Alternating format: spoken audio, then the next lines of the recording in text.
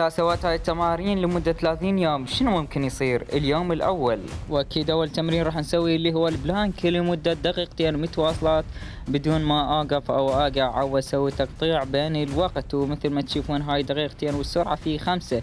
إذا تريد إثبات حقيقي فمجرد إنه ترجع السرعة لو 1 في 1 وراح تشوف طبيعي. فما أقدر أنا أسوي فيديو كامل، يعني فيديو راح يصير طويل وأخذ من وقتك الجميل، فاني ما أريد أخذ من وقتك الجميل. ونعم، وهذا وقت إضافي من عندي، ووقت ما خلصت وقعت صار اللي أبد ما اتوقعته. نعم، تمرين متعب.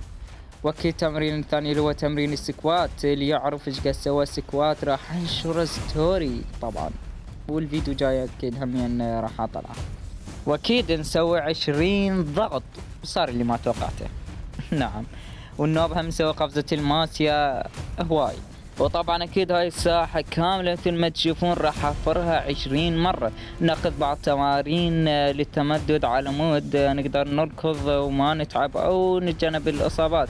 واكيد منا بسم الله وراح ننطلق وانطلقنا. اكيد الصراحة تكون في 5 اذا تريد تشوف ايش قد اخذ من عندي وقت، فمجرد انه تقلل الوقت الى في 1 وراح تشوف.